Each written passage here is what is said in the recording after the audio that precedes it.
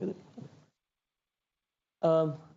hi everybody. So I'm really happy to be here, and especially because it seems like this group is convening after a while.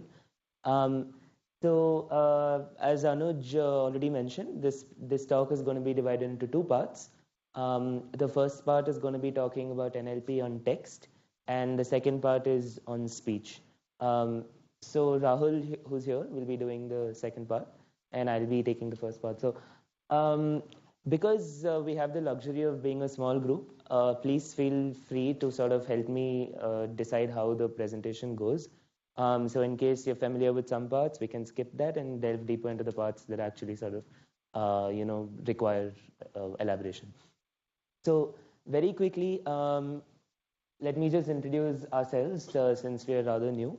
So we're Agara Labs. We're a startup primarily based in Bangalore, but we also have a outfit in the United States. We were founded in 2017, so that's about 2 years now. So about me, I'm a data scientist at Agara Labs. My focus is deep learning for NLP. And so previously, before joining Agara Labs, I was at researcher at the NLP research lab at ITBHU. Was with Microsoft Research doing collaborative research for a while. And my special research interests are deep learning for low resource languages. So if any of you share this interest, then we can definitely catch up after the talk. Okay, quick show of hands. So how many of you are deep learning practitioners? I'm going to skip the first two parts. How many of you are deep learning practitioners in some sense? So 1, 2, 3, 4. Okay, that's a good one. So then how many of you are deep learning plus NLP practitioners? Just sort of, okay, got it. And what about machine learning or dev in any form, software development? Okay. Anybody from a non-computer science background? Okay, nice. So here's how this talk is going to be structured. There are three parts. The first part is about the product that we're developing. Throughout this talk, I'd like to touch upon important highlights of our product and then connect it to important research happening around this sort of in the research world, right, in NLP. So the first part will cover sort of practical implications and lessons. The second part is specifically on attention mechanisms. So it'll start from the first part and then go deeper into attention. And the third part is what happens if you have low resource data sets, right? So we're going to be talking about multitasking, one-shot learning, and hopefully, if time permits, elaborate a little on BERT and transformers and things like that. So very quickly, what do we do? So we build AI in the customer support space. So I'm just going to quickly run you through what happens in customer service in a very brief manner. So every customer service email, phone call, social media post, all of it goes through very little automation right now. So human agents actually pick up calls and type mails and chat. So at Agara Labs, what we're doing is we are building a deep learning based problem, a product to tackle this problem. So the goal is all your mundane tasks get automated as much as possible. And for tasks that are more nuanced, you try to get as accurate with your suggestions as possible and let the advisor use these suggestions to do these tasks better and quicker. So the channels that we work in are text and speech. Emails is the focus of this talk. Usually people write into, and we're in the FMCG space right now. So usually people write in to FMCG companies mails regarding issues they have with products, queries, complaints. Sometimes they even send in praise. So these are sort of like the broad categories. So here's a typical email case. A customer sends an email through a customer care page. So they go to a particular brand. Let's say I found a lizard in my soda bottle. And so I go to that company and I go to their customer care page. Now the customer care executive has to do a bunch of different things. So he has to identify and personal information, record the issue, record the product, look up a relevant knowledge base article from hundreds of these articles. So knowledge base articles are basically articles that they refer to in order to know how to deal with a particular case. So these are like sort of tips and highlights and things like that. And then, so you also have to write an appropriate email response, and then you have to complete post-response processes. So this is the sort of broad need in the industry. So we're in production with some of the largest FMCG companies in the world. They're in multiple geographies. So just to give you an idea, we're looking at around, per customer, we're looking at around 500,000 cases a year, right? So each case for us in tech speak is a data point. And most importantly, if once we get out to automate this, the latency of end-to-end handling of this whole process that I showed you should be under a couple of seconds. So that also includes all our backend, DevOps, all of that stuff. So I'm just going to very quickly tell you how the pipeline works, and this is just for those guys who are sort of in the software, those of you who said you're developers. So we sit as a layer over CRM platforms. So CRM platforms like Salesforce. And what we do is we're a web application. So your customer care agents or executives on the other side would log into our application through their CRM login and use sort of our services here. So in a gist, we build an intelligent layer over like your CRM platforms. So that's how it works. And so this is a technical architecture. I'm going to skip this very quickly, but broadly, we have 3 levels. So one is public services, where we connect through public services to the Salesforce and CRM. So you would need this to integrate as well as to pull data. So then we have our private services, which are our prediction services in-house. And then we have private storage. So we use Redis, we use S3, and we use Amazon's Elasticsearch. So that's about the broad outline of the product. So now let's get into the machine learning side of things, right? So we spoke about what we predict. So the first thing we predict is an exact product. When I say exact product, I mean down to the last detail. So that's sort of the cataloging accuracy we're looking at. So products usually have like a brand, sub-brand, model, sub-model, size, count. So this is sort of an SKU. And an exact issue. So a broad categorization, a subcategory, and an exact issue.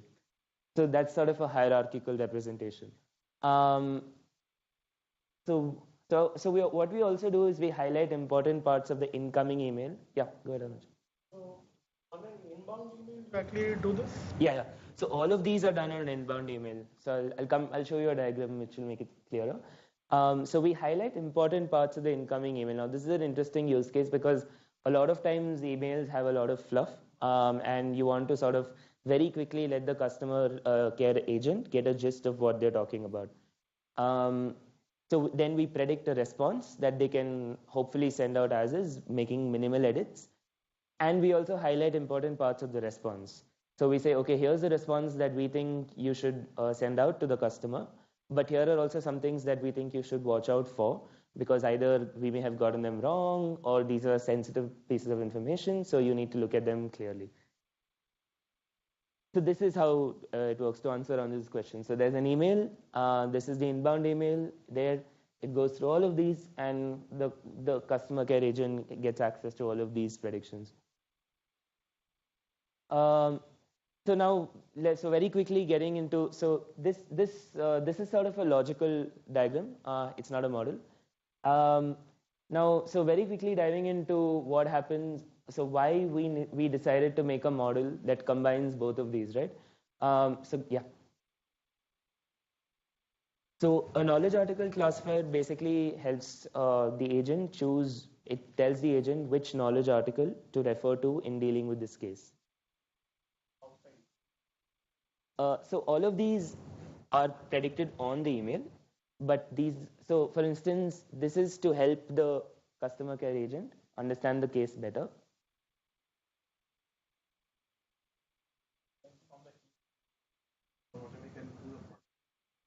Issue classifier. Okay. But knowledge article classifier is something which may not mention in the email. So how? So we learn it. So we learn these from previous cases. So that's why we build a model to predict which knowledge article. So we have a history of knowledge articles they access for typical mails. So we predict them. So what we did is, so just diving directly into the multitasking aspect of things, right? So what we did is, we realized that many brands and market segments have a low amount of data because due to just business volumes and smaller geographies, etc. So the idea here is to leverage common denominators from different brands as well as across product and issue distributions, right? So getting into the sort of data distribution side of things here. So what we ideally like to do is pre-train using learned weights for models from larger brands. And just building intuition here. So this would especially work for issues because most issues aren't very specific to a particular product lines, right? So for instance, let's say you have an issue that says my product is broken. Now that broken could apply to most different market segments, right? Your phone could be broken. Any of that, your pens could be broken that you bought. So the idea here is to sort of share representations across different sort of lines. And the intuition would be to use shared initial layers and then branch out for each brand as different outputs. PNI is product and issue. So when you say low amount, what is the ballpark numbers like? Got it. Numbers are coming. So now we haven't yet come to the exact model, but what would be sort of some reasons to use multitask learning and some reason to use separate models? So just to sort of repeat, when I say separate models, I mean separate models to predict for different brands and different models for product and issues. So what would be the reason first to use multitask learning? It would be that one, the volume aspect of things. So if some brands have low volume, then they can be boosted by brands that have higher volume. Now, secondly, it's easily maintainable too. And you can also share memory heavy layers like BILSTMs and full attention layers, which also reduces your RAM needed. So for instance, glove embeddings take about 1 GB of our total model size. So instead of having different models with each of them sort of being heavy in themselves, you can share initial representations. You also don't need to track and maintain multiple models, each having a size of over a GB.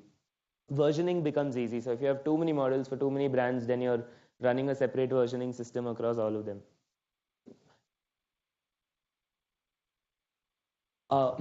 So we started at 9:30 and we're discussing deep learning from the trenches. So we can connect afterwards.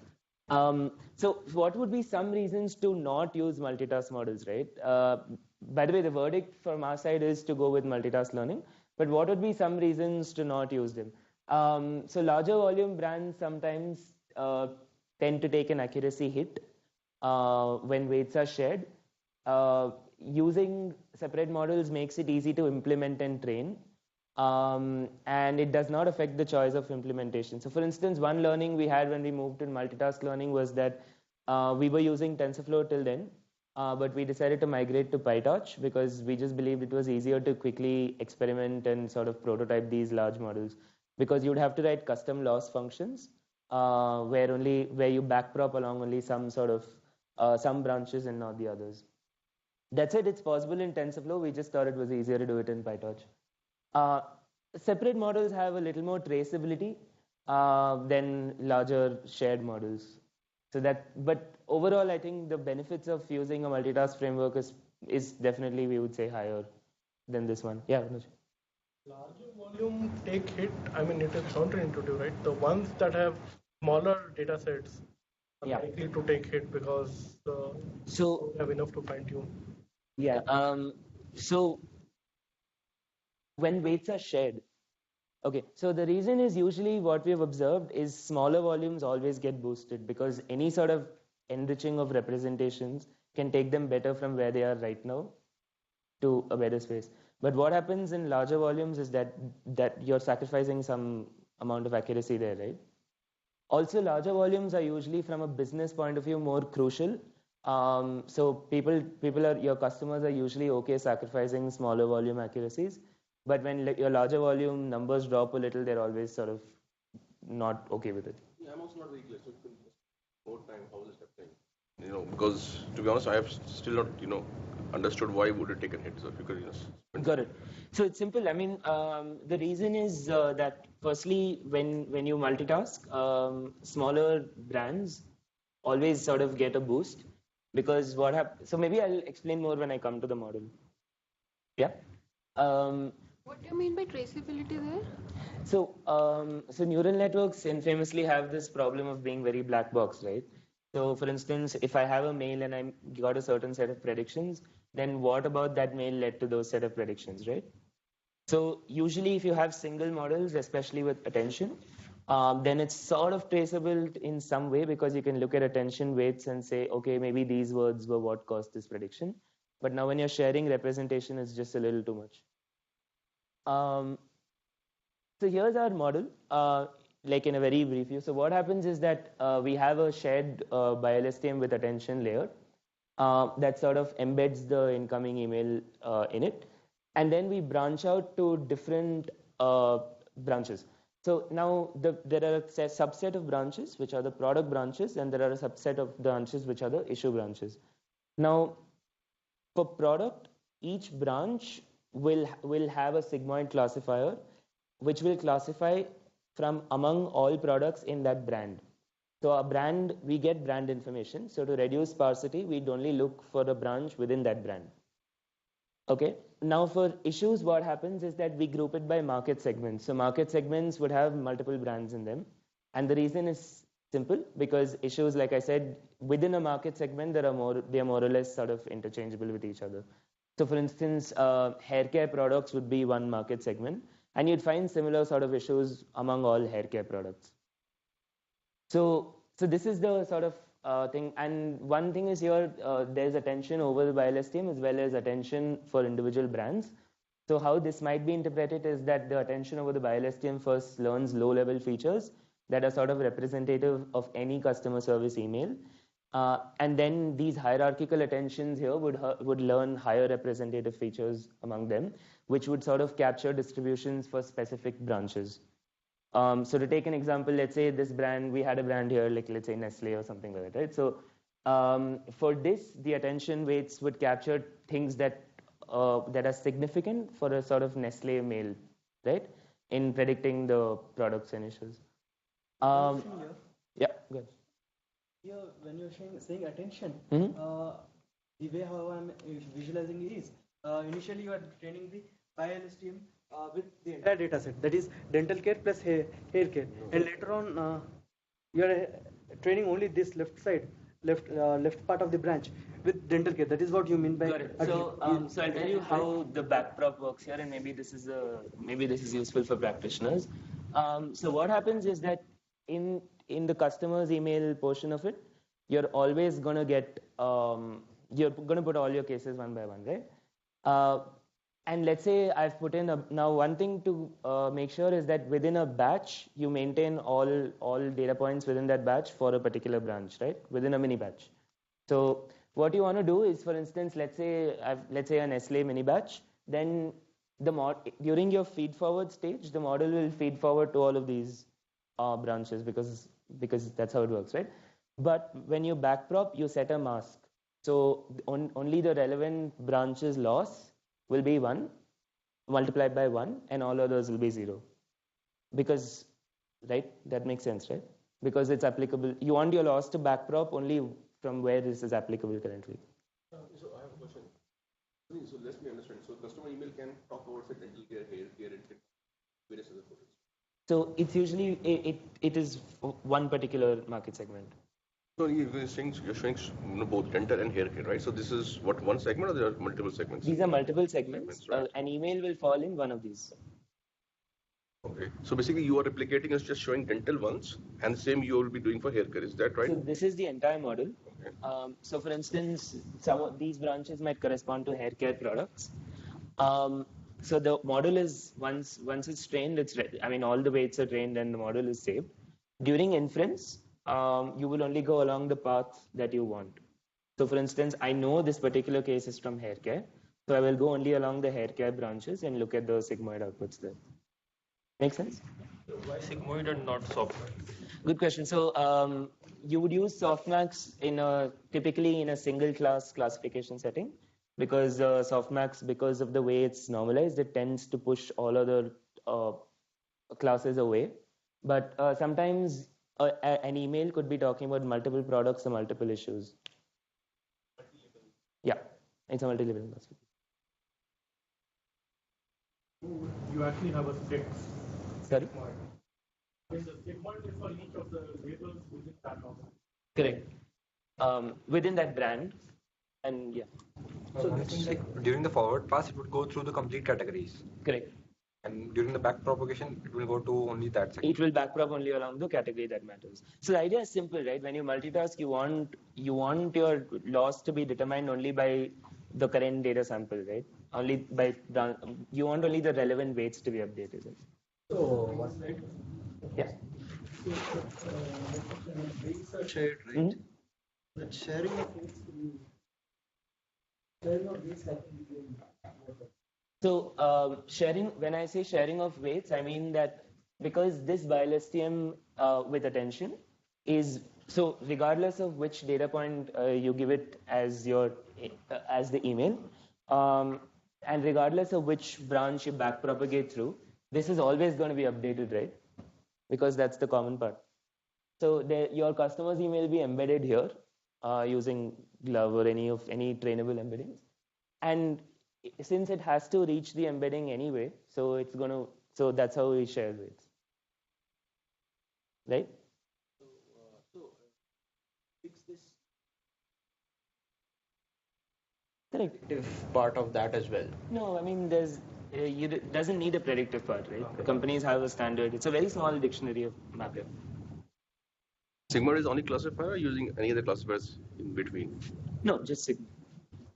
When you tried softmax, you didn't get the good results with softmax, or? No, so the idea to use sigmoid would be because it's a multi-label classification. So softmax is counterintuitive in that case. What is the number of products we are? Yeah, just come to numbers quickly. So basically, typically, I told you, right, 500,000 cases a year spread across like 50, 60 brands for a typical large CPG, FMCG company. Slow to train with like 500,000 labels. Correct. So it sort of is, but we parallelize this model. Yeah, so that's one way to deal with it. But yeah, it takes a couple of hours.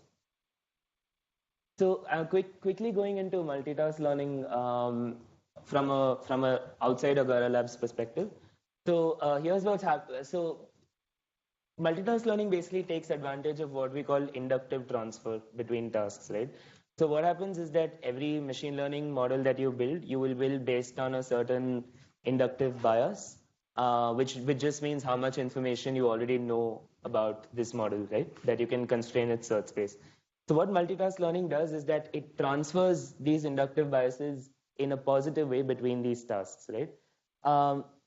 So in plain speak, that means complementary aspects in representation can be naturally encoded by training a model on a set of diverse tasks. But what you need to keep in mind when choosing these different tasks is that firstly, what these tasks are, right? It's counterintuitive to choose arbitrarily different tasks that don't sort of correlate. Secondly, what is the nature of interactions between them? I'll come to a concrete example.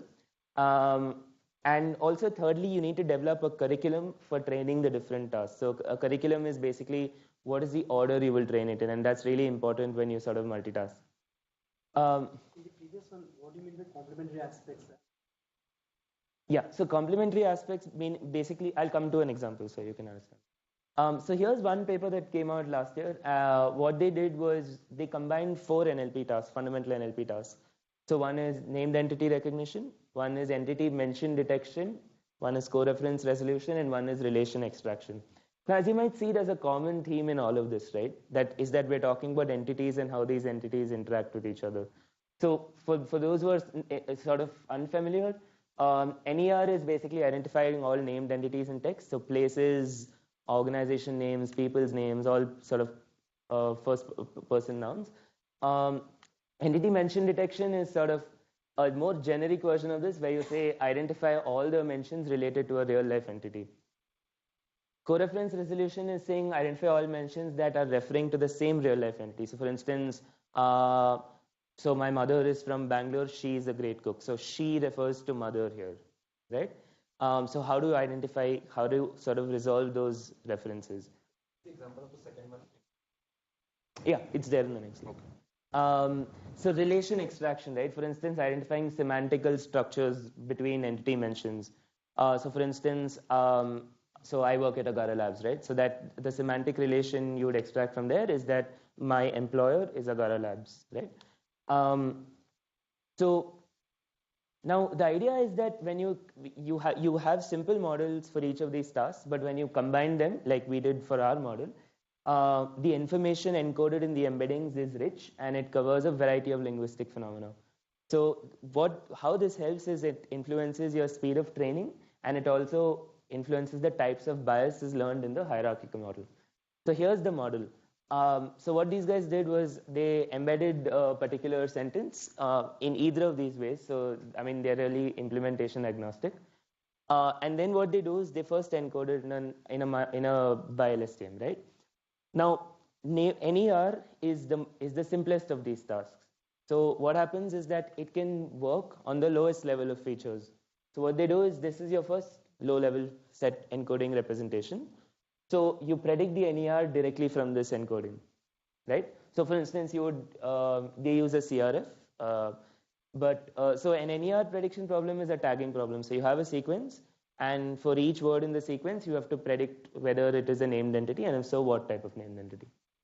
So the next sort of harder task is EMD. So this is a sort of more generalized version of this. So you would use another level of feature representation here, right? And then these two are the hardest tasks here. So you would use them in the last level of feature representation. So this is a hierarchical way to multitask. And the reason to do so, I'll come to it. Also, what is that pair scorer? Yeah, so pair scorer is specific to coreference resolution. So what it is that you have to resolve if two entities refer to the same thing, right? Like she and mother. So to each pair of words, you would assign a score, and if that score goes over a particular threshold, you would say they refer to each other. So here in the word representation, you have used 3 types of word representation, right? Correct. Word embeddings. So which one did you use, or did you use all of them together? So just to be sure, this isn't my work. This is this paper. So I picked it up just because it's sort of to give you context outside our organization. So they've shown results on all of them. But however, this wouldn't be the sort of important part to note here, because this is the sort of learning that they're trying. They have the code for this, right? Yeah, all these papers have code for this. You can use it. So somebody was asking about examples, right? So here's why. So this column shows example sentences, and this column shows predictions on one task. So forget about multitasking. Let's say I take relation extraction, and when I do this, I get this relation, right? Work, comma, x, comma, y. Now, but getting this also tells me some additional information, right? It also tells me that this is most likely to be. So x is most likely to be a person, right? And once I know that information, it already helps my EMD task, right? Because if somebody works for something else, then that somebody is most likely a person, right? And similarly, y is likely to be an organization or a person, right? So that already helps my NER task, right? So let's take another example. This one, right? So from here, I love Melbourne. I've lived 3 years in this city. So from co-reference resolution, let's say I understand that Melbourne and the city refer to the same thing. Then I can say, because I know this city is usually representative of location, I can say Melbourne is most likely to be a location, right? So this is a sort of logical view of why multitask learning helps, in case that's what happens, when city name is, same as a noun, and how does it solve that problem? For instance? Like, nice, right? Nice is city. I'm in nice. I like this. This is a nice shirt. Correct. So those specific things will be decided by the context. So that's why you have contextual representations here. So that's what BiLSTMs do, right? They capture your context. So based on the context representation, those things will be disambiguated. So that would be the reason to do this on a sentence level and not at a word level, right? So you have tried all this? So we haven't tried this specific thing, but yeah, we've sort of played around with multitask learning and fundamental problems. So this is a really huge sort of results table, but just to put things into perspective, just look at the bold ones. So you always see that for the NER task, the best model is not single NER models, but it's the one that combine multiple things, right? And for all of these, so you'll see that a full like this is also a combined model. All of them, this one. So this is just to put things into perspective of comparing individual sort of learning with how the results are if you multitask them. So the takeaway from this is simply exactly the same thing. If you multitask things, then you're going to have like better results as long as they all share a common sort of platform. So that's about the results. So here's where it shows that multitask learning improves the speed in 3 out of 4 cases. So basically, these are the percentages of speed ups. You get some good speed ups here. So 44%, 28%. So it does help convergence speed, because what happens is that you don't need to give so many samples for the model to learn the same thing, because some samples can sort of teach all the classifiers important information. Next is curriculum, and so curriculum is when you have multitask models, you need to train them in a certain way, because now you also have to sort of be conscious of the interplay between these different tasks, right? If you have a single task and you have supervised data, then that's great. You just put in all the data, right?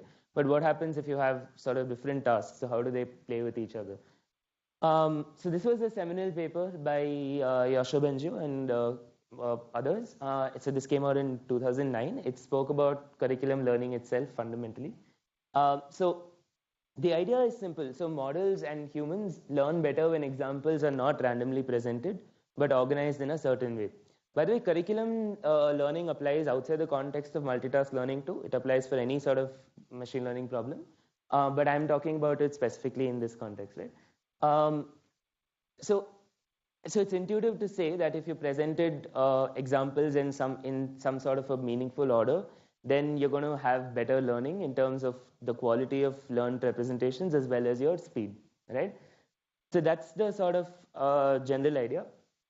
And their hypothesis, by the way, none of these are work out of the box. It just depends on your use case. Their hypothesis is that noisy or difficult examples confuse the learner rather than help it establish the right location. But there are other people that say you should give harder examples because harder examples teach the maximum, right? In terms of decision boundaries. So this is sort of, so I think the takeaway from curriculum learning is firstly to know itself that there is curriculum learning to be considered and there are different curriculum strategies. So there isn't a verdict on a particular curriculum, but it just goes to say that if you are training large models, just be aware of the different ways you can sort of structure their inputs. So this is an example that shows that if you follow a certain curriculum of training, then your average test error is lesser than if you follow random. So this is random, no curriculum. And anti-curriculum is if you follow the exact opposite. So if my curriculum says go from easy to hard, anti-curriculum is saying go from hard to easy. In order to put something like this, rather than just labeling the data, you need more fine-grained information on each of the examples, whether this is noisy, this is relevant, hard. Correct. How do you get to that? I mean, getting labeled data itself is a hard thing. So the next level got it. So I'll come to that. So I'll tell you how we adapted curriculum learning in our use case. So the gist is based on it's largely based on volume of brands and complexity of the different sort of classes that a brand can belong to. So I'll come to that. One important interesting multitask plus curriculum sort of paper was the DECA NLP. So you guys have probably heard of it. So the Salesforce team came up with this.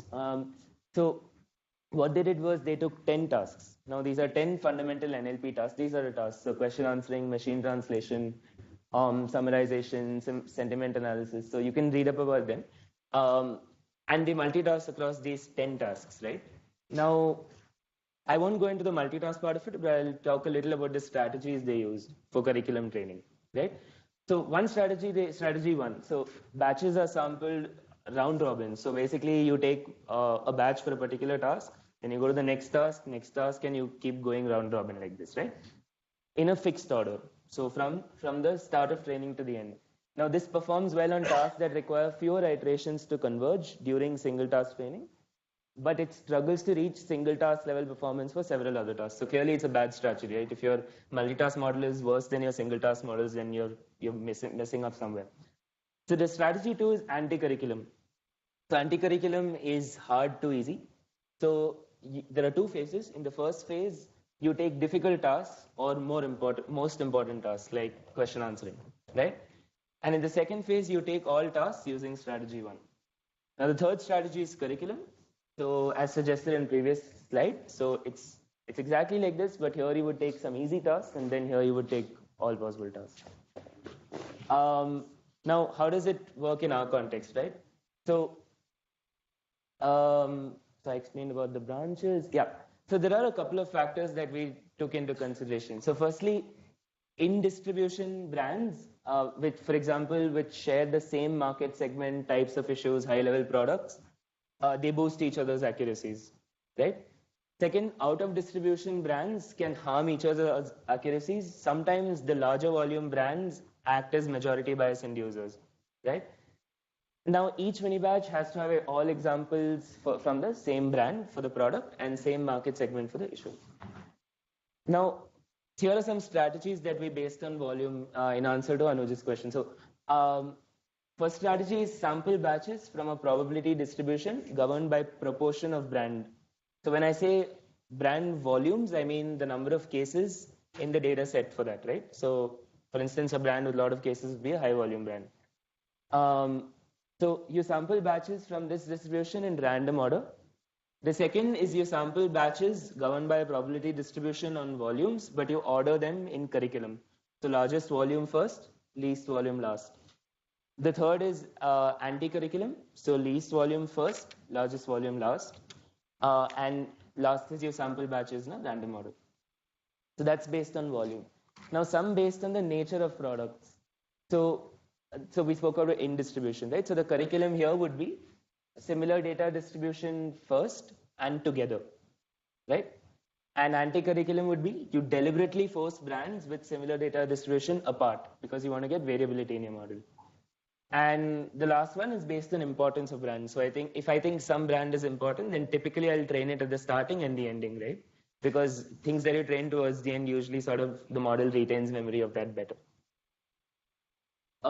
So we have about 7 more minutes for this. So I'll quickly tell you about how else we use attention. So we use attention for our highlighting model. So the gist here is that if let's say in our main product, so we have a core product and issue model, and we sort of reuse and recycle that model for all our sort of different purposes. So for instance, in that core model, let's say we have like attention weights for sort of different words. Then one simple strategy is to simply say, okay, I have a threshold, and if the attention weights are more than this threshold, then I think these words are important for this mail, right? So if you see for this mail, just looking at the highlights, you can see that this person has a son, something he ate made him extremely sick, he was puking, and he was puking again. So this is how we sort of use attention weights. I mean, this is a very low-hanging sort of fruit, right? Because you already have the attention weights which were meant for a model internal usage, but now I've made like sort of a product line out of it, right? So this, I think, this is simply a quick attention recap. So these are attention weights. This is your this is your encoding of your email, and that's how attention weights basically look in the context of an encoder. So we've covered this. One thing to remember is that attention maps of words lets us understand domain-specific and task-wise significant words. So they are a byproduct of a downstream task. They can be used for auxiliary tasks too. So for instance, it lets you identify important words. Models become a little more interpretable. And you can quickly approximate complexity of certain data distributions based on these attention scores. And you can also learn features at different levels. So here's what we've covered so far. And so I'm going to skip the internal details of response prediction, but what we do is, so just the quick gist here. So text generation is largely an unsolved problem, and small sentences still works just about okay. But when you're generating responses, that's a little too much. So what we do is we embed emails again based on the same product and issue model. We extract embeddings from that model. So we say each email is now represented as its embedding. And when a new email comes, we get its embedding, and then we do a nearest neighbor match on all previous emails, and we say, okay, this is the closest email, and we take the response corresponding to that closest email, and then we adapt it to our current email. So that's the gist. I mean, if we had more time, I could have gone into more details, but some sort of challenges that we saw here was that establishing a metric for the quality of output here is really hard, right? So how do you say that a response generated is good or bad, right? If you're doing a classification problem, then you simply get accuracy numbers. But when you get responses, that's sort of hard. And if basically standard measures fail to capture nuances, and also how do you design a loss function if you're training a neural network end-to-end for responses, right? So that's the challenge. For instance, if I can paraphrase the same response and it can be equally good or bad, right? So we covered this part. So one challenge that we saw here is that, so this is the flow to get response basically. You get embeddings from historical mails, you do a KNN search, you get the closest K historical emails, and then you sort the responses based on customer satisfaction. So how satisfied were the customers with those responses? You pick the top one, you post-process it, and then you adapt it to the current context. So now the time complexity of doing this, let's say each embedding is represented in a d-dimensional space, and there are n historical emails. Then the time complexity of this would be d cross n to do a search through all of these, because you need to do a cosine similarity match, right? And that induces a latency of 3 to 4 seconds per email, because a historical email set is around like quarter million emails, right? So this is unacceptable. And memory also is O of d into n for the same reason. So this takes around 3 GB RAM just to store one historical embedding set. So that's also too much. This is not scalable. So we use something called an optimized KNN. So I won't go into the details because of time, but I'll tell you what we got out of it. We got memory savings of 2 GB RAM per historical set, and we got a 3-second latency improvement per case. So what we use for this, and you can read up for it, I'm going to skip all the math here, but there is an optimized KNN solution put out by Facebook. It's called FAISS, F-A-I-S-S. So basically, it's a fast searching and indexing mechanism for K-select and KNN finding in a vector space. So I'm just going to leave this right here. So if you guys deal with large sort of data sets of embeddings and searches and retrieval, then this is a really cool solution. So the best part is it's exposed completely as a service. So you simply have to make calls and get whatever you want. So I'm skipping the math here, but if you're interested in the math, then go through it. I mean, the slides can be shared. It's really cool. So this is also open source? It's open source. It's completely open source and free to use.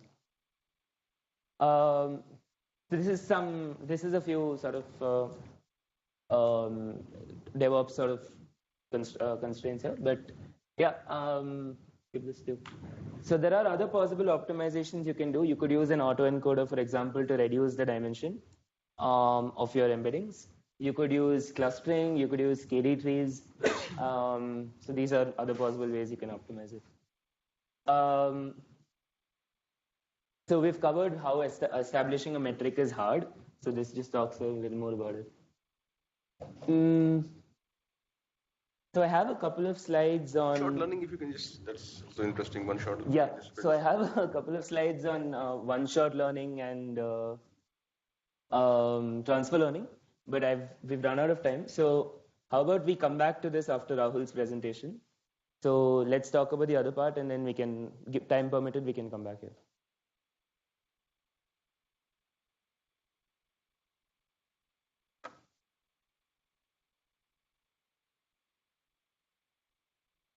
No, no, I'm using.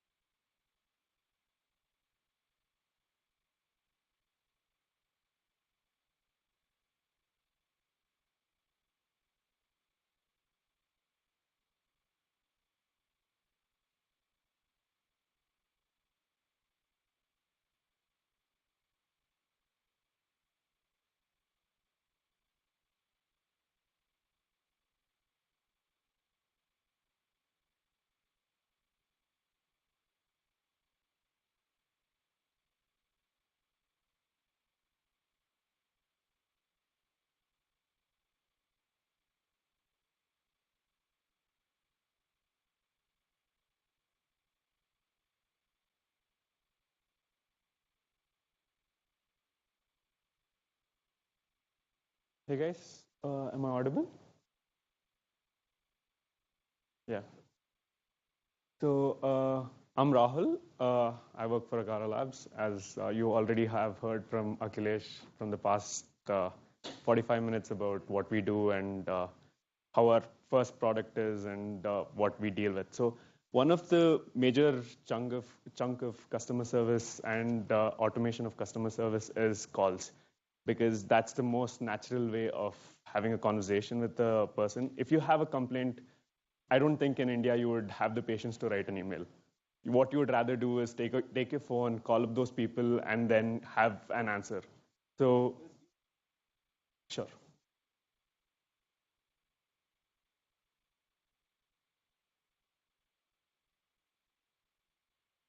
So probably we'll regroup in 2 minutes.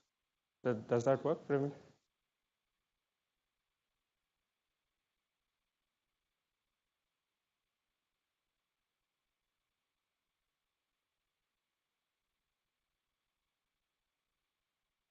Sorry? We are right now around 15, including the engineers. We are around 15, right? Little more busy. We're hiring people daily. Yeah. You're the founders, no? No. So the founders are Abhimanyu and Arjun and. Yeah. So you were the fourth, and I was the fifth. So, yeah, early employees. Yeah. So there's a lot of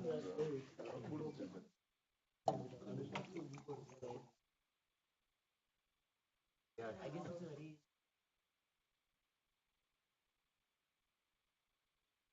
Oh, so you missed the first part. So it's on customer service. Okay, so I missed the first part. I thought it was 10 of us. Keep on. What about you? What do you? So the first part is no, I'm not covering.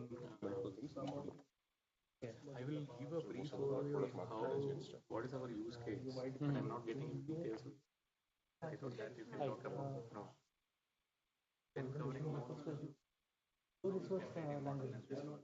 So what do you mean by that? So typically languages that have like low resource.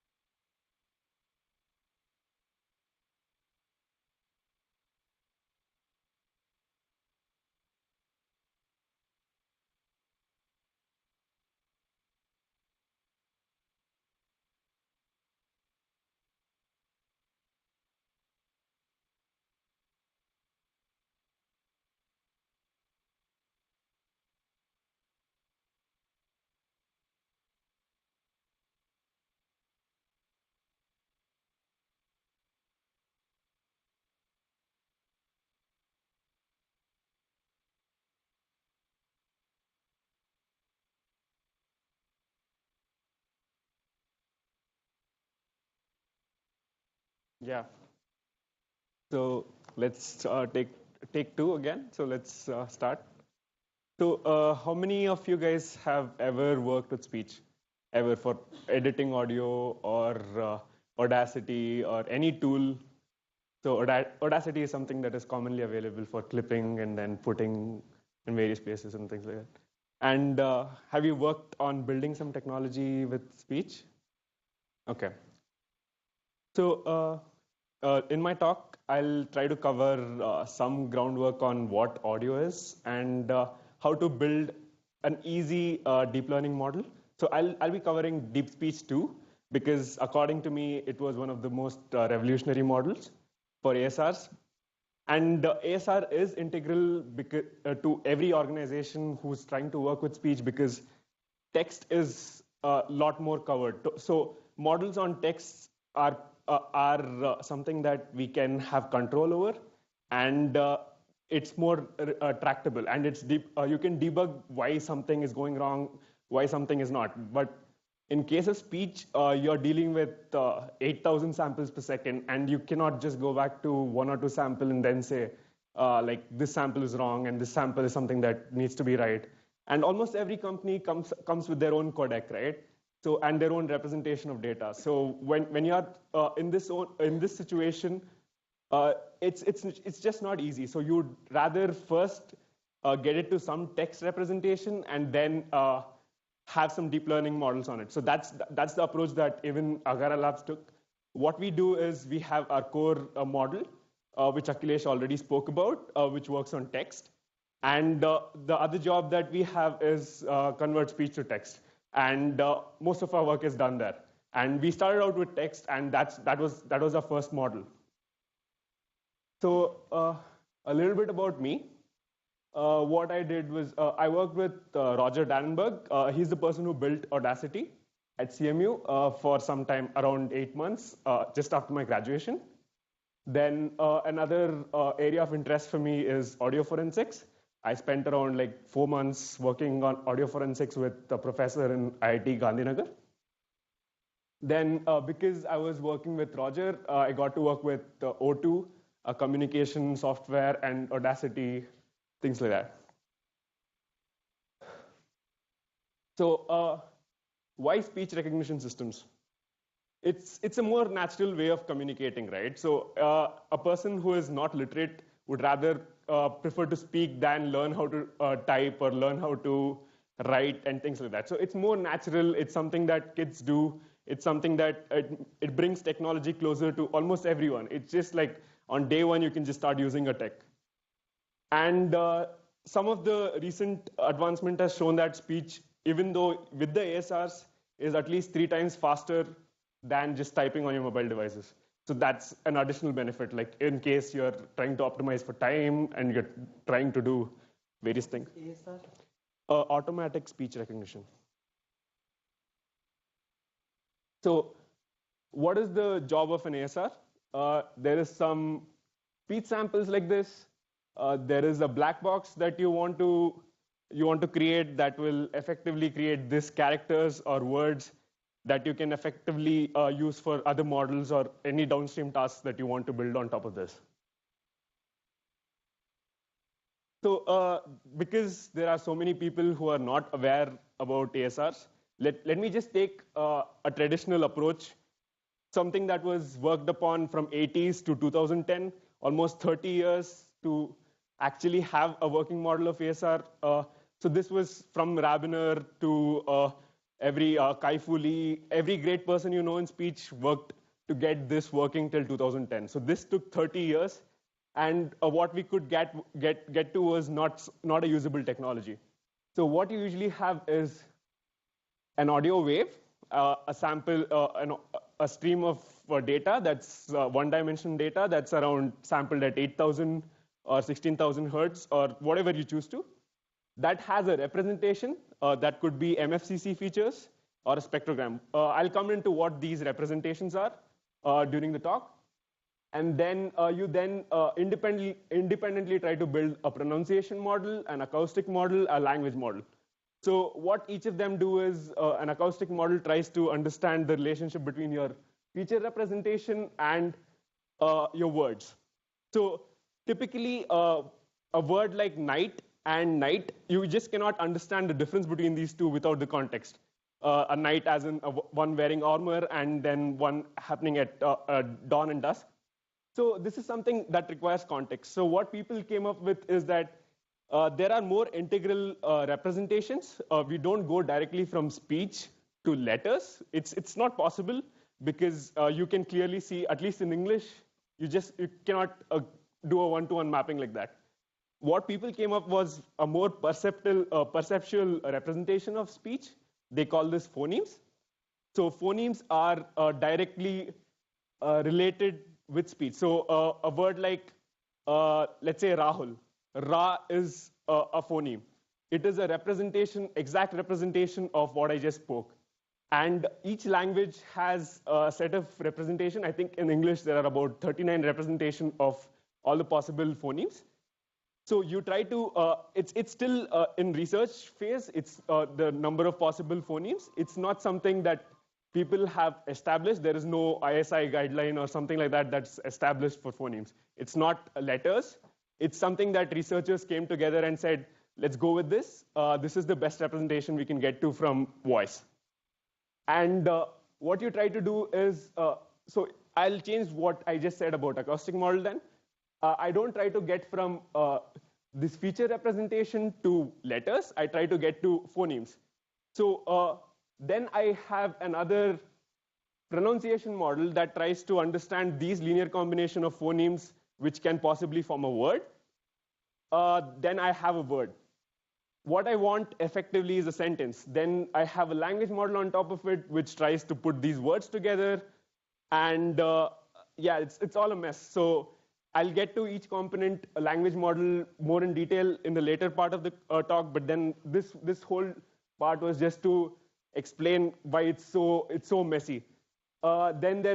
Then on top of this, once you have all the 4 components, you also try to build a decoder. So decoder is nothing but a sequence detector. So sequence detector like a HMM or a weighted, yeah. So it's like a weighted finite state transducer. So what you try to do is, if I said Ra, what is the probability I get to Ha? So you try to establish these probabilities, and then what you get to is a model that can help you get a sentence from a spoken utterance. It's really messy when you want to move it to a certain accent, debug it for a certain new problem that occurred. But you can understand why this was important was that it clearly sets out a set of guidelines of what are the integral components of making an ASR. So that's the main reason why I brought this slide up and why you guys should know this. So it tries to get the most fundamental components of what goes into making an ASR, because each of the component is laid out for you to look at. Acoustic model is the phonemes model, right?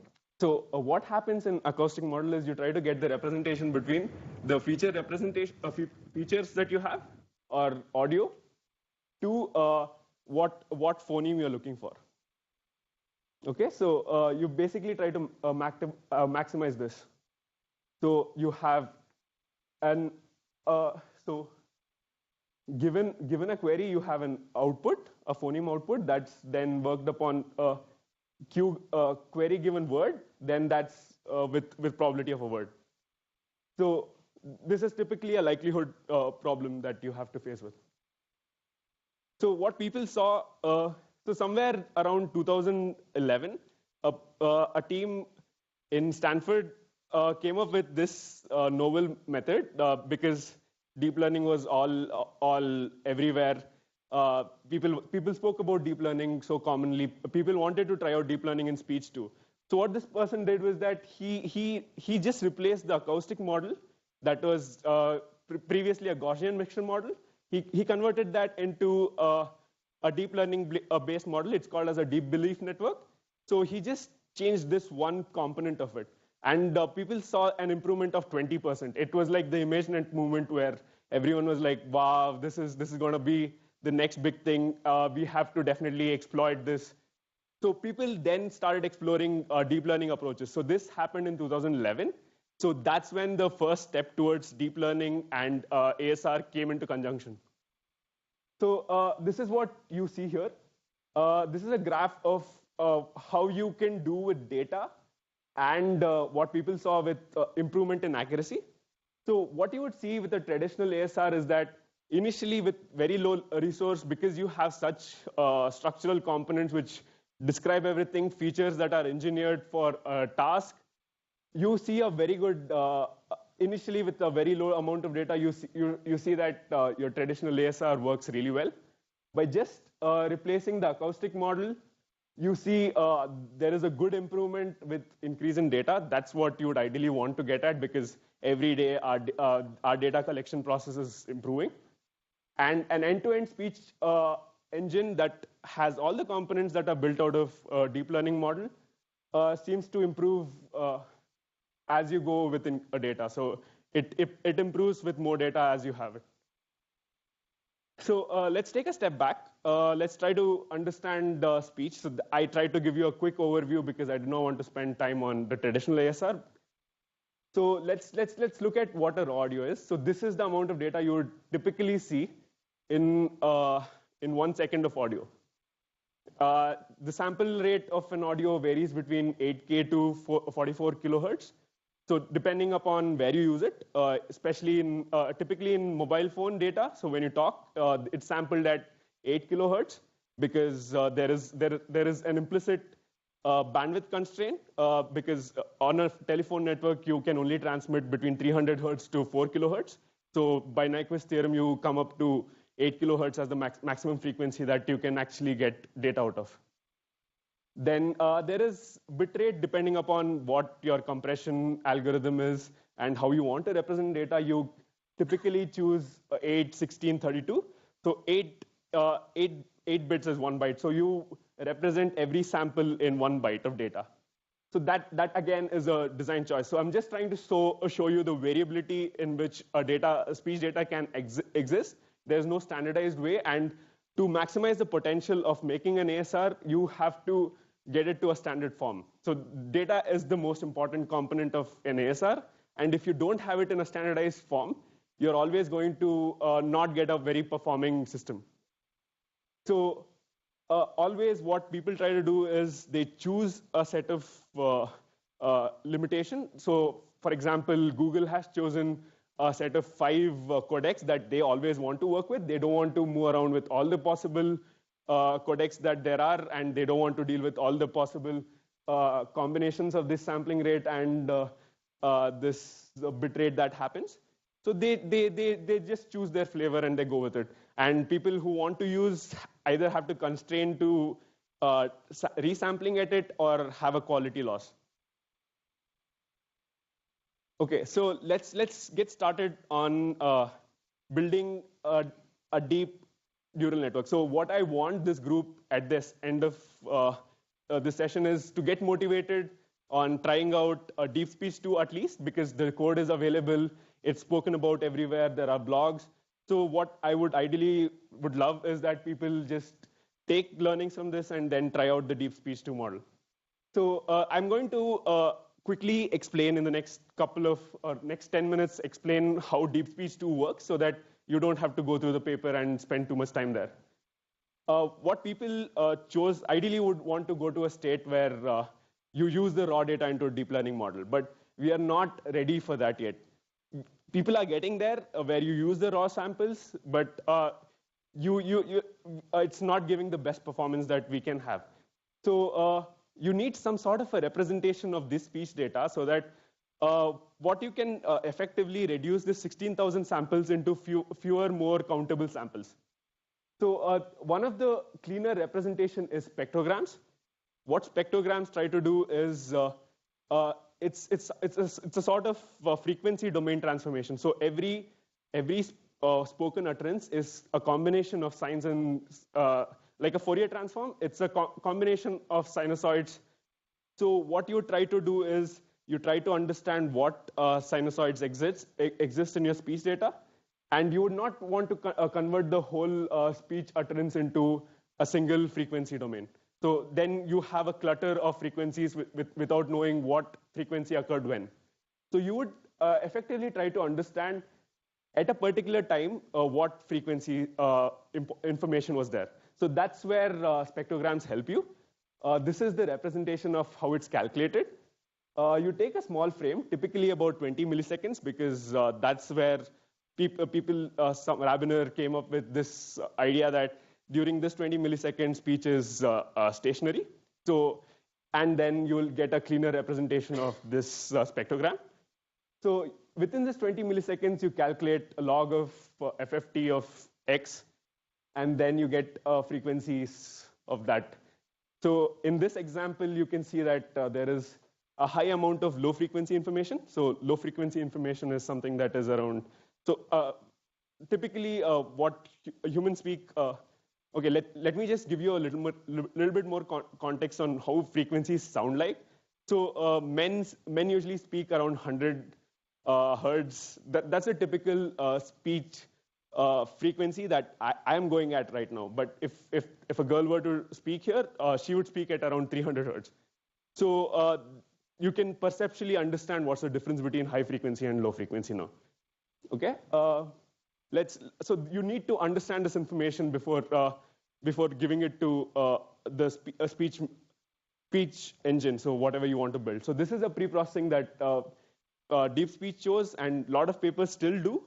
They also go up with MFCCs, but let's constrain this because it's easier to understand. MFCCs is still another step of nonlinear transformation. We don't want to go there. So what is your goal? You would ideally want a set of data where you have these speech samples, and you can get the transcription, the word for it. Let's say you spend some amount of resources, you get your audio transcribed, you have each audio utterance is transcribed by a person who says this particular utterance was hello, and you are comfortable with it. So you have a set of data, but then there is you need to model this into a problem where it is tractable and you can calculate loss. That calculating loss is one of the most revolutionary things that has happened with ASRs. There was no clear way to use the loss. So you see, in a typical speech scenario, X has what? If this is spoken in 3 seconds, there are about 3 seconds into 8,000 samples, so around 24,000 samples. And those need to be correlated with hello, which are just 5 words, 5 letters, sorry. So how would you write a function that gets to this ideal scenario of mapping? That's where people came about and introduced CTC. I'll spend some time talking about CTC because it is a very core or important model that loss concept that came about in 2006 by Joffrey's group. It's still one of the most critical SOTA right now. People are trying to develop more sequence-to-sequence based loss. It still works really like a charm. So you should definitely go, and there are a lot of open source implementations available for this. Sorry to interrupt, but I'm not able to follow that 300, 500 part. Sorry? I'm not able to follow that number part which you said. How to compute the loss function over here. It is difficult because we are having, you said 300, yeah, 500. So That thing I didn't follow. So what I was talking about is the number of samples. So in a typical scenario, you have, if you take the raw audio, you have about let's say hello takes 3 seconds for you to say. That's about 3 seconds into the sampling rate. So sampling rate is every codec defines the sampling rate, or every system has a sampling rate, which tries to define how many samples can I fit into 1 second. So if you spoke for 3 seconds and your sampling rate was 8,000 hertz, you would be at 24,000 kilohertz. So 24,000 samples. So you're trying to fit this, you're trying to build a model which will convert this 24,000 samples into the word hello, which are just 5 characters. Okay? So computing loss, that huge amount of data? Yeah, so there is no direct correlation, right? So you can't go from samples to words. Yeah? What is the loss? So I'll come to that. So that's I want to concentrate a little on that. So you still have another representation. You're not directly going from this raw audio. You have this spectrogram, which I earlier spoke about, which you calculate for every 20 millisecond. You have some hyperparameter tuning here where you can choose an overlap, you can choose 75% overlap, whatever you choose to. So you have a set of spectrograms, you feed it into a model. So this is typically a sequence model, something, an RNN with whatever flavor you choose. So GRU or LSTM, you can just choose any sequence model there on top of this spectrogram that you have, and you're trying to get a representation. Yeah, you're trying to get a representation that you can then map to hello. Okay, so let's go stepwise there. Okay, so I spoke about this, right? So the length of x is not equal to length of y. It's a lot longer than y. So before I come to loss, let's just spend a little more time here. I spoke about a sequence model that you need. And why do you need a sequence model? You want to convert it into some better representations that are encapsulating this relational feature which are evolving over time. So speech is an evolutionary word, right? So when I say a word like hello, I need to capture the understanding that hell came before ha. So I need to understand this phoneme relation that is evolving over time. So that's the reason why you need a sequence model there, which later you can encode it with a letter C. I'll come to what these encodings are useful for. Now let's just move to calculating loss.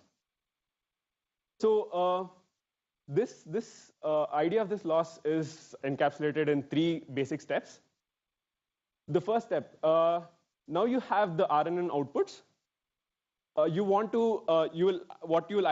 you ideally do is you do a softmax over all the possible letters. So let's build for the sake of simplicity and understanding of everyone, let's build a grapheme model, because we cannot directly correlate to phoneme model.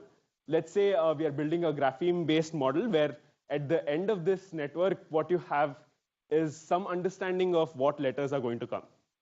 Okay, you take this data, at the end of the C, you have some understanding of what letters could be, or what each of these individual Cs could point to which character of English literature.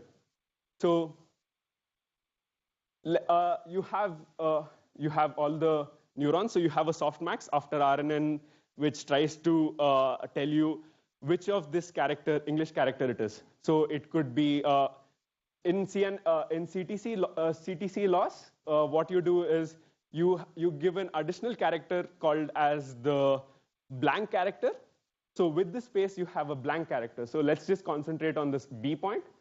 You have a space, you have A, B, C to Z, and then you have a space that is representation of the word change.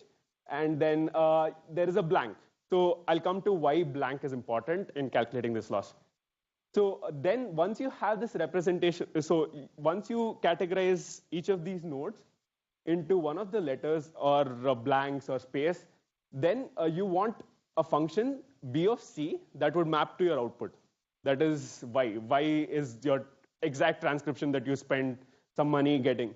So once you have this transcription, now it's easy, right? Now once you have the step 1 and 2, calculating likelihood of this is easy, because you have a mapping between what you're expecting and what you've predicted. Now you have a word that you can use to calculate a loss with. So yeah, so I spoke about 1. So you have a softmax which tries to predict after your RNN which letter it is. Then in the second step, this is a little more interesting concept that I would say of CTC. What you would do is, let's say you each of these Cs predicted a set of sequence like H, underscore is blank. Okay, so and E blank blank blank, L blank L O blank blank blank, and sequence like that. Okay, so the thumb rule of this operation, B of C, is to remove all the duplicates. First you remove all the duplicates, then this triple H will become a H, E remains as is because it has no duplications, LL becomes a single L, there is an other L and a O, okay, and then duplicates of blanks are also removed. Then the next step is to remove all the blanks, so you will end up with the word hello. So this is the most integral component. You are effectively reducing the whole sequence to a word. When you're calculating this for over your softmax output, you are going to have a lot of different possibilities, right? Because you are going to sort it by some maximum probability sort of scenario, and then you are going to calculate for all the words that you have in your representation list. So you may, in a particular case, you may have HHH underscore E and something like this. Then you may have something like the second one, and each of them will have, your softmax will assign a probability to each one of them. Okay? So what you would effectively do is you try to calculate the probability of each of the words that you get. For hello, now I'll add up the probability of the first one, the second one, and the fourth one. Okay, and there is a good possibility that you will make wrong prediction like yellow. Yellow is very close to hello. So that is again another probability. The idea is that your loss will understand that this is the wrong one, and you will penalize for it predicting YY.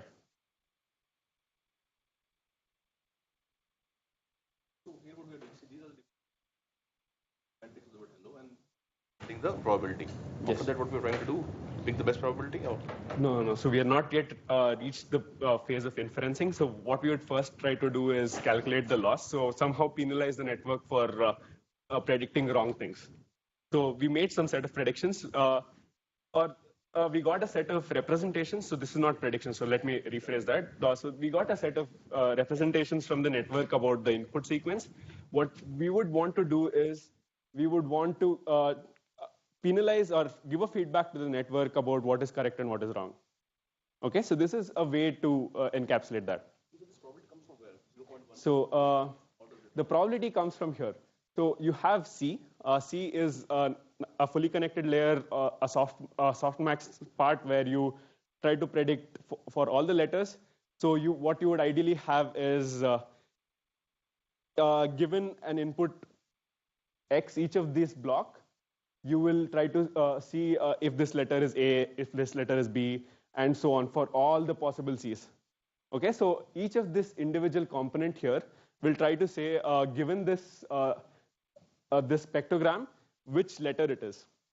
So then when you try to combine this into a single sequence, or a single word, you have a lot of different combinations, right? Then which you can effectively, so another assumption here is that each of the block here is independent of each other. So what you would do is essentially multiply these. So one quick rule is to take argmax of all the possible C's. So argmax of this, argmax of this, argmax of this, and you will have a word. You'll have a word that in this case is hello, the first one. But that you would want to look at other predictions as well, right? So the second one could be you double H and a blank. So that is your next best prediction. So maybe the third one said that the second highest in my case is a blank. So take that into consideration. So that's what it does. So you have all the possible list of all the possible sequences like this. Like a combination of top 2, top 3 classes. We are taking all the combinations, isn't it?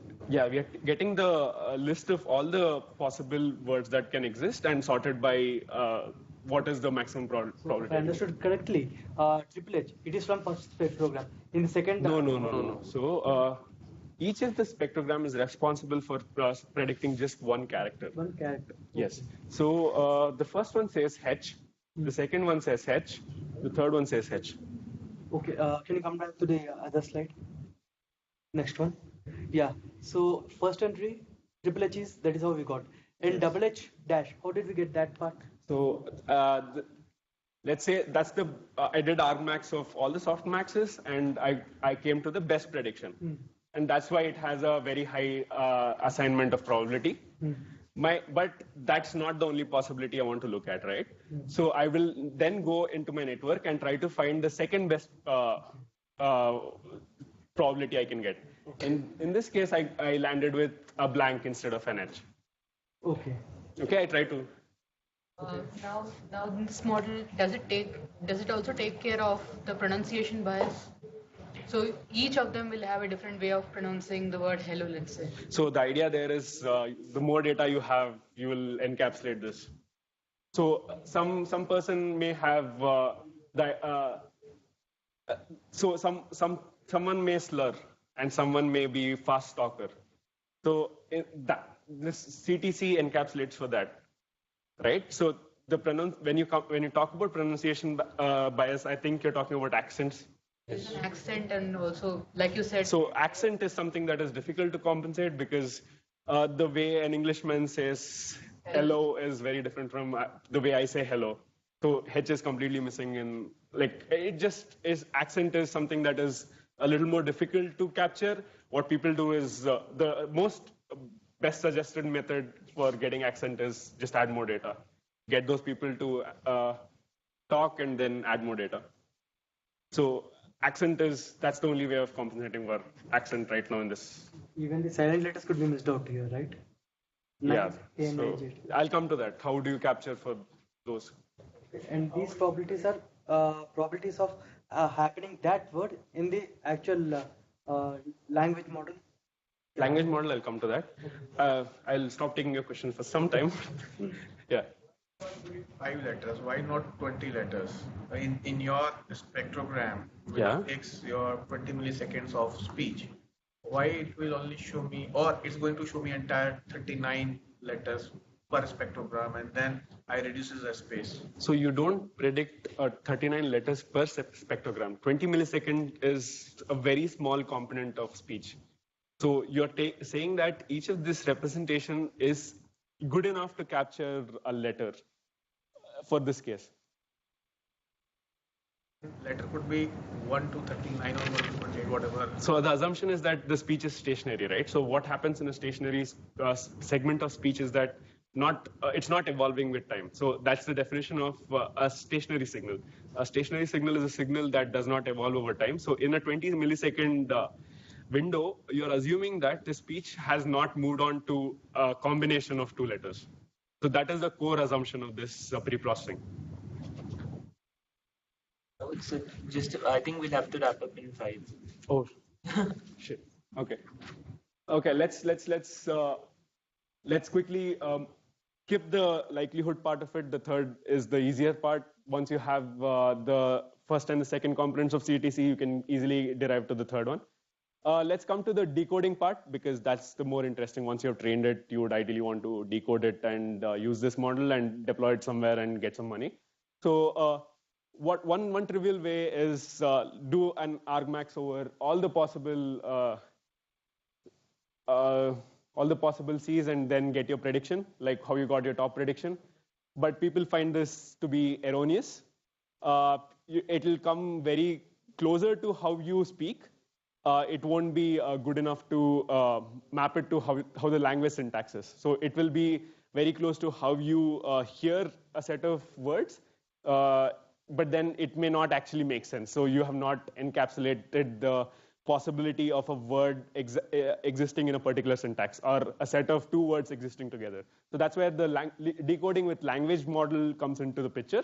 So you would ideally decode this whole model on a premise that you have trained another language model which tries to encapsulate the conjunction of 2 words together.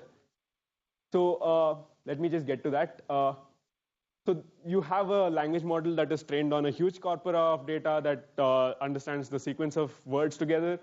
You then have a cost function like this. I'll tell you how to get the answer for this. So people use beam search. That's the simpler, trivial solution.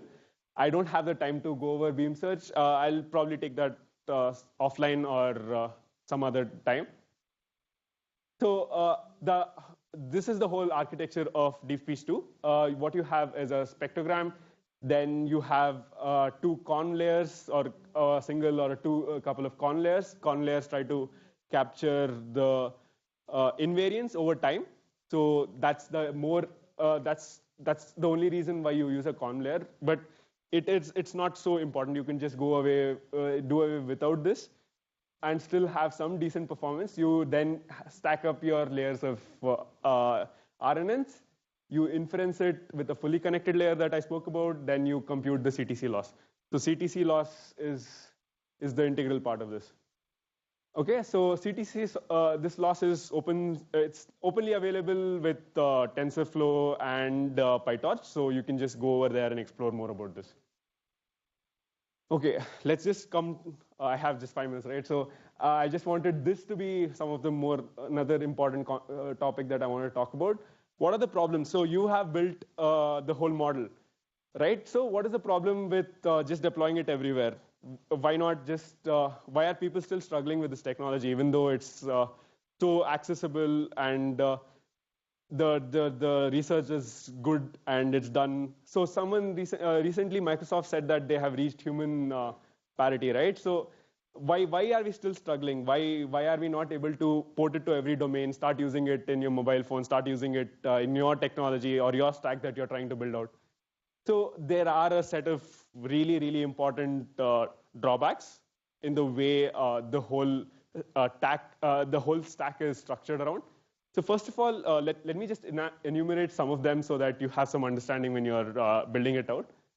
So most of this data that is available online, like LibreSpeech or all the open source TED Lydium and things like that. So all of these are first of all built out with a read out dictation kind of a speech. So where a person is just reading out an audiobook, or he or she is just speaking a set of sentences that are designed for him to speak out with no emotion, no intonation. There is a huge impact of how voice plays with respect to a particular emotion. None of which is captured in any of this open source data. Okay. And when someone is speaking spontaneously, the set of words that come out are very different. So like the way I'm speaking right now, I take a set of pauses between making the next sentence. That's something that you will never see in this data set. And if you want to use it for, let's say, your application is to make a command.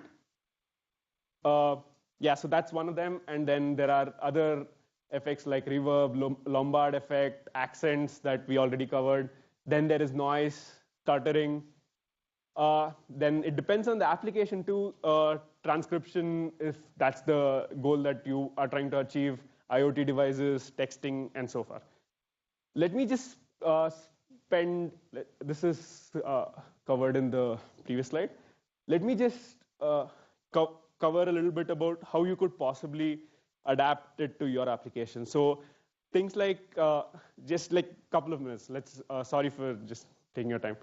Yeah, so what happens is that people have already invested huge amount of infra into building out this ASR. So Google has spent some good amount of money. Amazon with the Grand Challenge, they believe that they have solved this challenge. Microsoft too.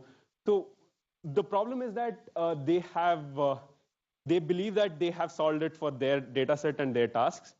How do you adapt it for your situation?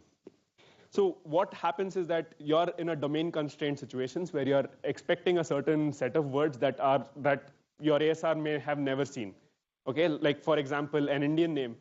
This word can never exist in something that was trained in English literature and things like audiobooks.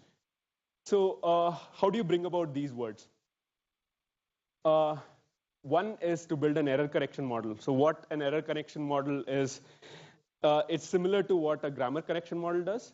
Grammar correction model has, I don't have time to go over that, but then the idea is to introduce errors into your speech. Let's say you have text data of your domain.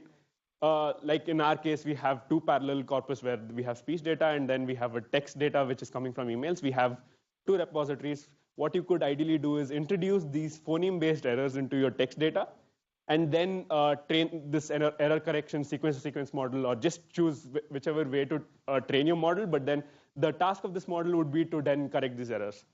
Okay, that's one way to go about this. The second way is to build a model that decomposes these grapheme words. Grapheme is nothing but an English word. So you would want to decompose this into the phonemes, a set of representatives that a word is composed of.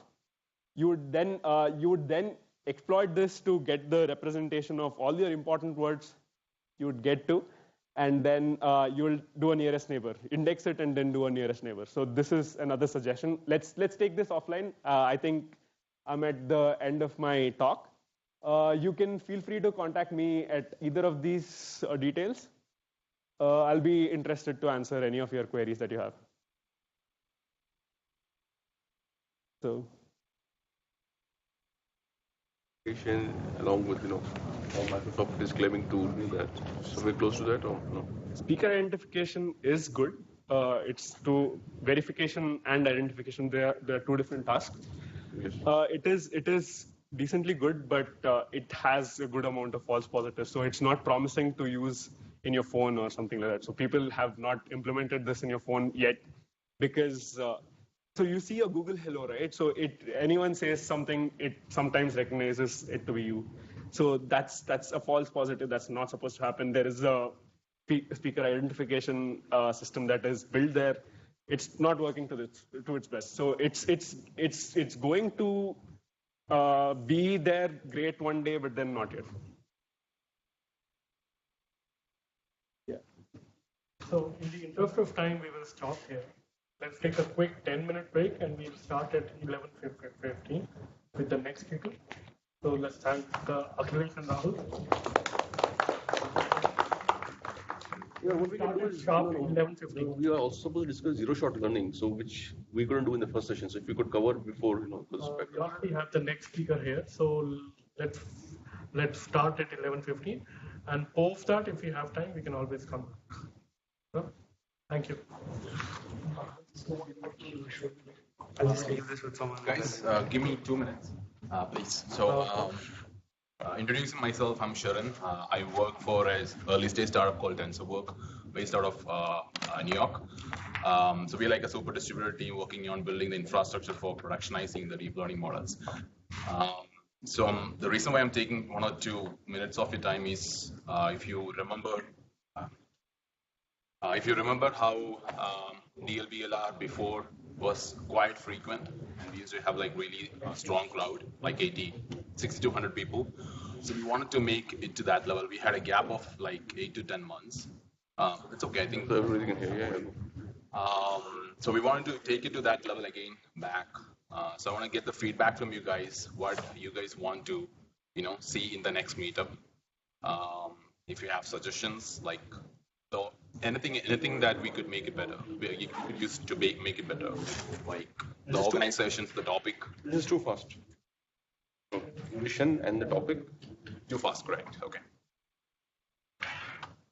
That's a feedback. Anything else? Yeah, that's something that we also, thinking about. Probably making some paper discussions, like 3 hours long. I don't know. Take some topic. Was there which explain deep learning, and I think your areas when you say productionalizing models, there are sessions where you actually take whatever the pre-built codes are there, and then you build a real example with applications. More of a hands-on. I won't say hands-on. It's a more of like deployment, how you deploy using different. Okay. Yeah. Okay. Yeah. So definitely the infrastructure part of the AI, right? Okay. For example, we have so many research papers, right? How we can productionize it? Right, resource to production. Yeah. Okay. Cool. Anything else? Maybe the organization, so right now, so we have been organizing it as 2 sessions. So we have different ideas. Like ideally, see, the content, both speakers had to rush. Still, right. I think 62 was covered. So basically, time should have been for one session. Okay. So like 1 session for like 3 hours is better than like 3 small sessions. That's what we said. So many meetups we skip in the town just to attend very specific meetups to spend like, okay, we get out of it. Right. But if we don't get that or any There's no audience, point. that's right. Okay, so hope all of you guys are meetup. We'll try to, discuss it better for the next meetup. If you guys can contribute to those discussions, that'd be awesome. Thank you so much. Also, if you guys have any questions, concerns about productionizing your models, you can talk to me around. But I'm not talking to you. Here also I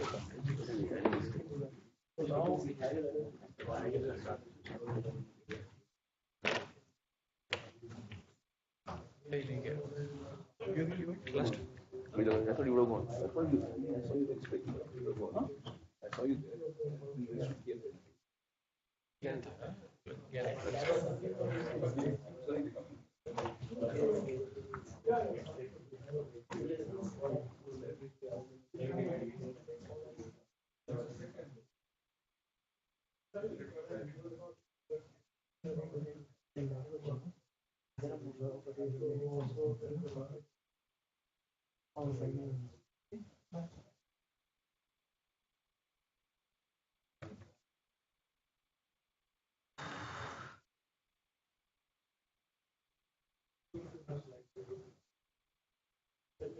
After a year. Yes, most of the people have joined away.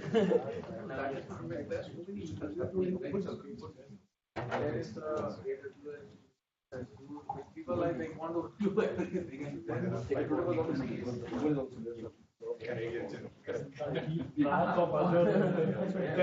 Then it will go to a different level altogether. You will not get any.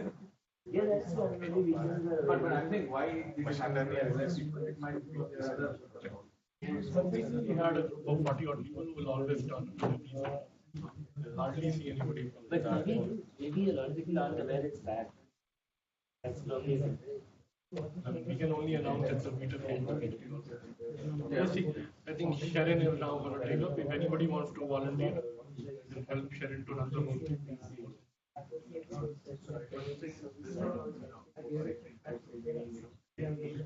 No, Sharon is a guy standing there. No, he's based out of Agara. The team is distributed across. Team is distributed across.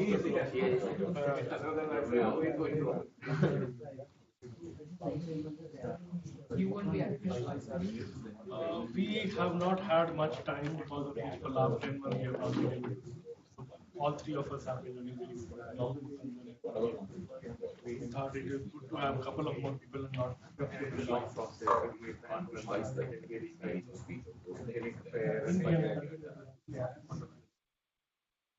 I don't think it's going to be like super subtle. It should be able to. We haven't seen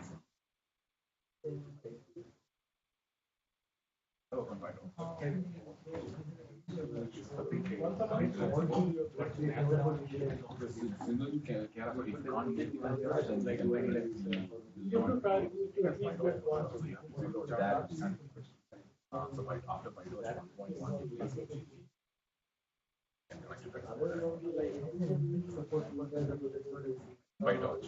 Yeah, that came in like 2 weeks. Yeah. The idea was to take one. Go deep into the class and also not get talks whereby it comes out as a follow the reality. Something works, something doesn't work, it doesn't work. Be open to call out. So those were the two things that you would like to basically. It doesn't change. I think that is far more important. Given all the highly cut the crap on the larger ideas.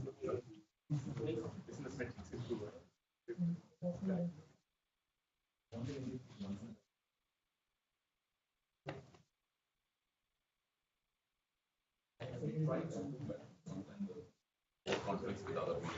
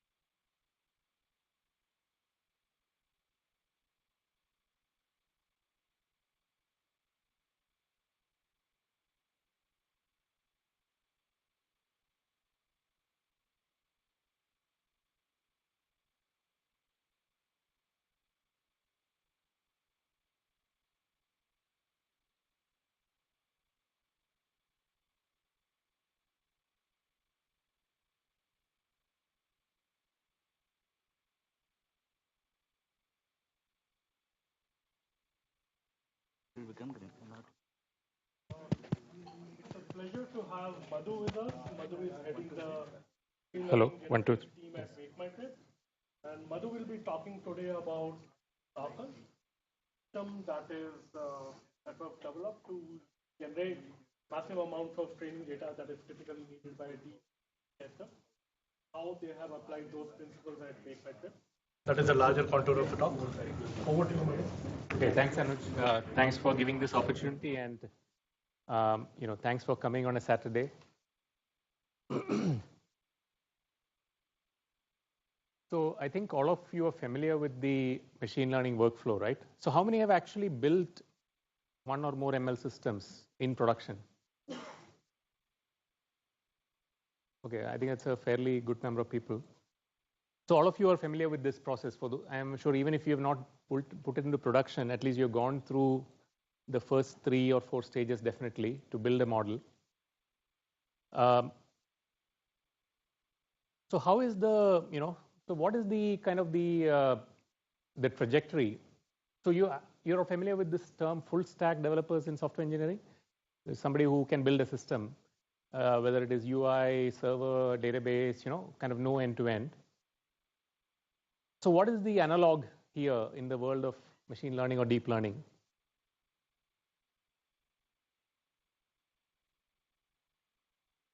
So I think I subscribe to this view based on my experience over the last several years, right? So we're not just writing code for the machines to execute those instructions. I think that's one side of software engineering. But how is machine learning changing that fundamentally? I would say it's you need to think about a computer as a student, and you are the teacher, and you want to so-called how can the machine think, right? You need to train it to think for the problem that you want to solve. But then if you look at a kind of a full stack developer or a full stack machine learning engineer, you have to play the role of a teacher. But for that, how do you teach the machine? Of course, one aspect is picking and choosing the right models. But a more important aspect, and especially with deep learning, is how do you get all that training data, right? So you need to curate the right kind of data to build the models. And then you need to be an analyst of the results, right? The feedback that you get building the models, putting it into production, helps you to improve the model. So this cycle continues. So how would the deep learning change this machine learning workflow? So what do you see as missing? Which one? Yeah, so I think the feature engineering is becoming less and less, because many of that's where neural networks have made a mark. But then what is more significant in the case of deep learning? Deep learning models are data hungry. So where do you get all this labeled data? Even if you want to convince your manager to start a new deep learning project, probably he's not going to be convinced because all the buzz around deep learning, but at least you want to show something that's working. So, but this is a chicken and egg problem, right? You want to get funding to build a model, but then you don't have any data. So how do you solve this problem? So how has people solved this problem? I mean, the likes of Google, Amazon, how have they solved this problem?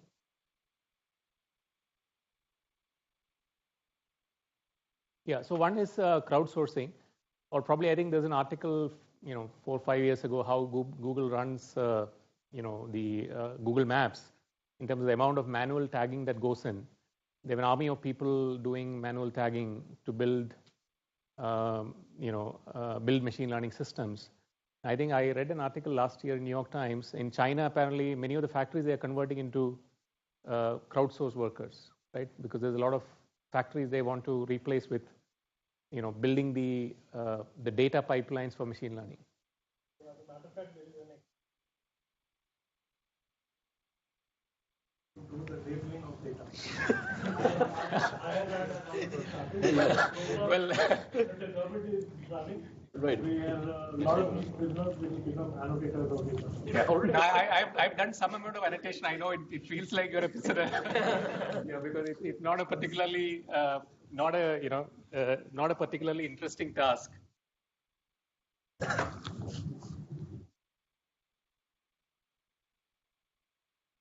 Right. So this talk is about how can we reduce the pain in labeling that data to curate the data so that you can build better models. And I think you've heard some of that, with all the sequence to sequence and all these attention, all these kind of modeling techniques are evolving, but they are not very useful if you don't have the data, right, to solve your problem. And unlike crowdsourced data in the public, if you're working in an enterprise or you have specific problems, this becomes the biggest bottleneck. How do you get the data to solve your problem, right? And if you don't have a publicly available data set. So let me also tell you briefly about the context in which we are using this. So at Make My Trip, there is a chatbot called Myra, which is helping post-sale customer requests. Like you booked a ticket on Make My Trip, hotel, flight, bus, whatever. All these post-sale queries after that. Can I cancel the ticket? How much is the cancellation charge? Where is which terminal is the flight from? All these kind of queries. Bus did not show up, or the hotelier is refusing. Many such issues. All the post-sale issues, because previously, they had to send an email or they had to call in customer care, and basically, many of these issues, customer care agents become the bottleneck because we can only deploy a number of people, and as the scale increases, how do you scale up the customer service? So that is a problem where we decided that in India, 200 million people are on WhatsApp, so everybody knows how to chat. Maybe we'll try this out and see how it'll work. So we have been working on it for about a year, and I think today it's serving all of our customers. It's live on Android and iOS. We have more than 100 plus intents. So if you're not familiar with this term intent, basically it's an intent behind your query. Please cancel means, cancel my booking. How much is the cancellation charge? Which terminal is my flight from? These will be classified to different intents. So the intent classification is one problem. I'm not going to talk about that. The other problem is how do you extract slots? So I'll talk briefly about this. But there are other components in the chatbot. The other component is dialogue state tracking and so on. So I think I have Shubhangi also here who works with me on many of these in Myra. So Myra is what? It's a custom product of Make My Trip, or it's... Sorry? What is this? Is a custom product that Make My Trip has created? Yes. So we have developed the chatbot ourselves internally. Yes. Completely in-house? Correct. Is it an in-house product or? No, you will use it as a Make My Trip consumer. Let's say you booked a ticket on Make My Trip, you would use it on your app. If you have a problem, instead of calling Make My Trip customer care, you would try and solve your issue through the chatbot. Yes. So in white papers we can read on this later after the talk. Any white papers or any documentation, Myra? Is that applicable? Well, we are giving a series of talks, so that's one source of this. We'll probably add more blog articles and stuff. So I think we'll publish more along this year in terms of architecture, etc. So this problem of how do you build the data, right? Because this is a custom problem. This is a travel bot. It needs to understand, terminal, baggage, cancellation charge. There's no publicly available data set. How do you build this is the problem that we faced. And in that context is where we started looking at how do you make this process of labeling data, less ad hoc. There has to be some structure to it. Otherwise, it's very labor intensive, error prone. So that is our context in which we started looking at this. So this talk is primarily based on this paper and the approach called data programming. So what is the core idea? The core idea is that typically if you use a crowdsourced worker or you have in-house people who are labeling this, maybe you will come up with a spreadsheet or some kind of tool.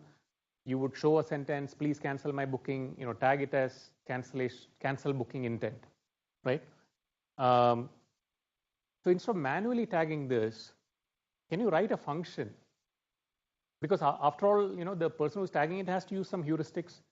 And if you're getting let's say you're thinking about you're hiring Mechanical Turk workers on Amazon, you have to instruct them how to tag it.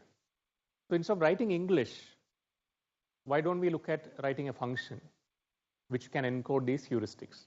Now the heuristics can be whatever you want. It can be a dictionary that you use. It can be pattern matching, regular expressions, rules, all kinds of things, right? And the approach is described in this paper, which was published in 2016 in NIPS. called creating large training sets quickly. And there's an associated tool that that's come from Stanford. So it's an open source tool called Snorkel. It's available on GitHub. So let me illustrate an example. So, and I'll talk about this problem of slot filling. So I'll say cancel my flight from Bangalore to New Delhi on the 20th. If this is what a customer says, then I need to extract this information. What is the from city? What is the to city? And what is the departure date? So if I have to build a, let's say, a sequence to sequence model to kind of go over this and output tags that Bangalore is from city, New Delhi is to city, and so on. How can I generate the training data for building this model? So a standard tagging scheme in this case is called BIO. Are you familiar with it? Have you heard? Okay. So B means beginning of a tag. So for example, in Bangalore, the tag is named as beginning. And what is a tag? It is from location, city name. B and I, if your tag or if your entity or if your slot spans multiple words, then it's not just the beginning. You also need something inside, right? Which is the case with New Delhi, because you have the beginning and the inside, which are 2 words. Similarly, 20th is departure date and day number. The rest are outside the chunks, right? So O means outside. So in this case, you're interested in the B and I parts. And once this is output by a sequence to sequence model, you can easily extract the relevant information. So a simple way I would think about this is conventionally we have an app or a web page where a user would fill in this information. What is from city, what is to city, and what is the date. Then you can execute a query to search and find bookings which match this. But if it is a conversational interface, then user would just tell it either type in or the other possibility is that I think you all heard about speech recognition. So somebody can speak into your app, and the text can be transcribed, and the same model can run on that transcribed text, right? So the bot can interact through language, either through speech or through text.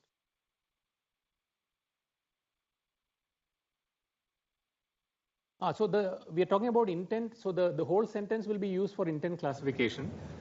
So assume that the intent classification is already done, or rather we can do it jointly along with this. In this case, I'm saying for that intent, what are the relevant slots, right? Because in this case, let's say you want to run a SQL query, and probably you want to fetch the bookings which match this criteria. So it's like a where clause. So you have to plug in the from and to and the date in the where clause. So how do you get those values for that, right?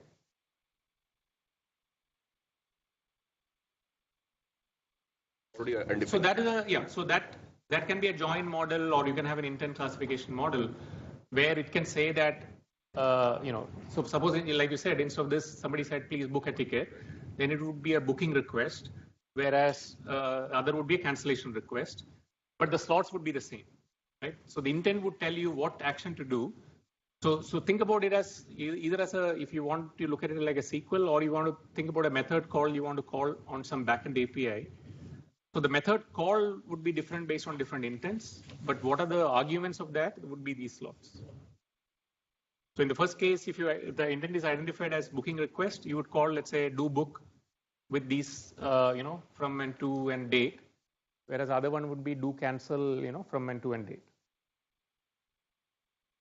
Because if I can do this, I can also do cancel booking, and instead of saying, do book or do cancel, I can have one and then pass the intent, right? Is that something that you tried or that didn't work out? No, that's fine. I think there are different ways to approach it. So I'm in this context, I'm not discussing about intent classification. I'm primarily looking at, because intent classification for an entire text, you can label at least, that. Right.